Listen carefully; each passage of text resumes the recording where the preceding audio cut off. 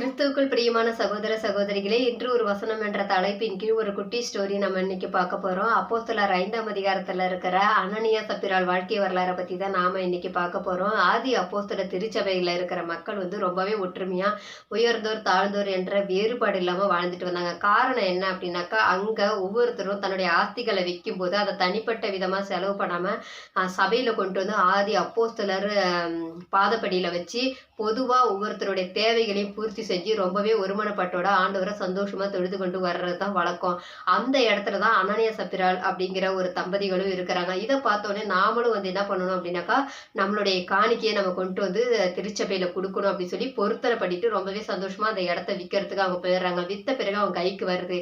வந்த பிறகு அவங்க என்ன பண்றாங்க அப்படின்னாக்கா, இந்த காணிக்கை இவ்வளவே நம்ம கொடுத்துட்டோம்னாக்கா பின்னாடிக்கு நமக்கு ஒரு அவசரம்னா நமக்கு காசு இல்லாம போயிடும். அதனால இதுல பாதி எடுத்து நம்ம வீட்டுல வச்சிடலாம், பாதி மட்டும் எடுத்துட்டு போலாம் சபைக்குன்னு சொல்லிட்டு 2 பேரும் ஒருமனப்பட்டு பாதி பணத்தை வீட்டுல வச்சுட்டு பாதி பணத்தை மட்டும் எடுத்துட்டு போறாங்க.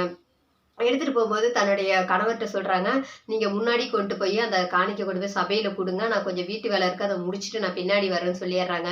உடனே அனனியா ரொம்பவே சந்தோஷத்தோட ஆலயத்துக்கு கொண்டு போய் பேதுருவின் பாதப்படியில வைக்கிறாங்க. வச்ச உடனே பரிசுத்த ஆவியானவர் உணர்த்துறாரு, இது பரிசுத்தமான காணிக்கை கிடையாது. அனனியா அதாவது பொருத்தனையில வஞ்சனை இருக்குது அப்படின்னு சொல்லி உணர்த்துறாரு. உணர்த்தின உடனே இவர் என்ன பண்றாருன்னா, பேதுரு நீங்க நிலத்தின் கரையத்தை இவ்வளவுக்குதான் வித்தீங்களா அப்படின்னு சொல்லி அனனியாவை பார்த்து கேட்கும்போது ஆமான்னு சொல்றாரு. அதுக்கு பேதுரு கேட்கறாரு, இந்த நிலத்தை விற்கிறதுக்கு முன்னாடி உங்களுடைய தானே, அதை வித்த பிறகு உங்களுடைய கையில தானே இருந்துச்சு, நீங்க மனுஷன் இடத்துல பொய் சொல்ல பரிசுத்த ஆவியானவர் இடத்துல பொய் சொன்னீங்க, உங்களுடைய இருதயம் கடினப்படுவதற்கு சாத்தான் உங்களுடைய இருதயத்தை நிரப்பினது என்ன அப்படின்னு சொல்றாரு. அந்த நேரத்துல அனனியா விழுந்து இறந்து போறாரு. இறந்த பிறகு அங்க சபையில இருந்த 2 சகோதரர்கள் அனனியாவுடைய உடல் எடுத்துட்டு போய் அடக்கம் பண்ண போயிடுறாங்க. போன 3 மணி நேரத்துல அனனியாவுடைய மனைவியாகிய சப்பிராள் ரொம்பவே சந்தோஷத்தோட ஆலயத்துக்கு வராங்க. ஆலயத்துக்கு வரும்போது அப்ப பேதுரு கேக்குறாங்க, நீங்க நிலத்தின் கரையத்தை இவ்வளவுக்குதான் வித்தீங்களான்னு கேக்குறாங்க. கேட்ட உடனே ஆமா அப்படின்னு அவங்களும் சொல்றாங்க. அப்பதான் அவங்க சொல்றாங்க, நீங்க பரிசுத்த ஆவியின் இடத்துல பொய் சொல்றதுக்கு உங்களுடைய இருதயத்தை, அதாவது 2 பேருடைய இருதயத்தையும் சாத்தான் நிரப்பினதென, இதோ பாரு வாசற்படியில உன்னுடைய கணவருடைய உடலை அடக்கம் பண்ணவங்க நிக்கிறாங்க, அடுத்தது உன்னையும் கொண்டு போய் அடக்கம் பண்ண போறாங்க அப்படின்னு சொல்லி அவர் சொல்றாரு. உடனே அந்த அம்மாவும் விழுந்து இறந்து போயிறாங்க. அப்ப அந்த கணவருடைய உடலை அடக்கம் பண்ணவங்களே அந்த அம்மாவனுடைய அதாவது உடலையும் எடுத்துட்டு போய் அடக்கம் பண்ண போயிடுறாங்க. அப்போ சபையார் எல்லாமே ரொம்பவே ஆச்சரியத்தோட பாக்குறாங்க. அப்ப இதுல இருந்து நம்ம என்ன தெரிஞ்சுக்கிறோம்னாக்கா, ஆண்டவருக்கு பொருத்தனை பண்ண சொல்லி ஆண்டவர் யாரையும் கட்டாயப்படுத்துறது கிடையாது. மனசார நம்ம பொருத்தனை பண்ணோம்னாக்கா அதை மனசார நம்ம ஆண்டவருக்கு கொடுக்கணும். அப்படி கொடுக்க முடியாது நம்மளாலனாக்கா நம்ம பொருத்தனை பண்ண வேண்டிய அவசியம் இல்லை.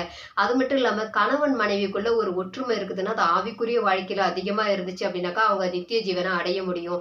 இப்படி சாத்தான் இடம் கொள்ற அளவுக்கு அவங்க தேவனுக்கு பிரியமில்லாத ஒரு காரியத்தை செய்ய இவங்க 2 பேரும் முற்படுறத நம்ம பாக்குறோம். அந்த மாதிரி ஒவ்வொருத்தரும் இல்லாம நம்ம ஆவிக்குரிய வாழ்க்கையில வளர்றதுக்கு கணவன் தப்பு செஞ்ச மனைவி அதை சுட்டி காட்டவும், மனைவி தவறு செஞ்சா கணவன் சுட்டி காட்டவும், அப்படி சுட்டி காட்டி அவங்க தவறுகளை உணர்த்தி அவங்கள ஆவிக்குரிய வாழ்க்கையில வழி நடத்த முற்படுவோம். அப்படி இல்லை அப்படின்னாக்கா அந்த அனனியாவும் சப்பிராளும் என்ன தாக்கினை ஏற்றுக்கொண்டாங்களோ அந்த மாதிரி ஒரு சூழ்நிலை தான் நமக்கும் வரும். அதுவும் இல்லாம இன்னொரு விஷயம் என்னன்னாக்கா, சபையில காணிக்கை போடும்போது குழந்தைங்க என்ன பண்ணுவாங்க அப்படின்னாக்கா, காணிக்கை போட விருப்பப்படுவாங்க. அப்போ பெற்றோர்கள் என்ன பண்றாங்கன்னாக்கா, அந்த காணிக்கையை கொடுத்து நீங்க காணிக்கை போடுங்கன்னு குழந்தைங்க கிட்ட கொடுப்பாங்க. அப்ப அந்த குழந்தைங்களுக்கு தெரியாத அது பரிசுத்தமானது, அதை எடுக்கக்கூடாதுன்னு.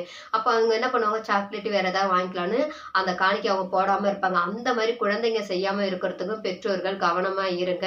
ஏன்னா குழந்தைங்களுக்கு நல்வழியில நடத்தக்கூடிய ஒரு செயல்களை ஏற்படுத்தி கொடுக்கக்கூடியவங்க பெற்றோர்கள். அதனால அதுலயே நம்ம என்ன பண்ணக்கூடாது, அசால்ட்டா இருக்காம அவங்களுக்கு சின்ன வயசுலயே அதை நம்ம சொல்லி புரிய வைக்கணும். எனவே எனக்கு அருமையான தேவ பிள்ளைகளா, நம்மளுடைய வாழ்க்கையில நாம சாத்தான் நம்மளுடைய இருதயத்தை கடினப்படுத்தி நம்மளை ஆக்கினைக்குள்ள தீர்க்காதபடிக்கு நாம பரிசுத்த ஆவியானவருக்கு இடம் கொடுத்து அவருடைய சிந்தையின்படி நம்ம செயல்பட்டோம் அப்படின்னாக்கா நித்திய ஜீவனை அடைய முடியும். எனவே நாம எதுல நம்ம உண்மையா இருக்கிறோம், சாத்தானுக்கு உண்மையா இருக்கிறோமா, இல்ல பரிசுத்த ஆவியானவருக்கு உண்மையா இருக்கிறோமா, நம்ம ஆக்கினைக்குள்ளாக போய்கிட்டு இருக்கிறோமா, அப்போ நித்திய ஜீவனை அடையக்கூடிய வழியில நம்ம போய்கிட்டு இருக்கிறோமா அப்படிங்கிற சிந்தித்து செயல்படுவோம். கர்த்தர் தாமே நம்மை ஆசீர்வதிப்பாராக.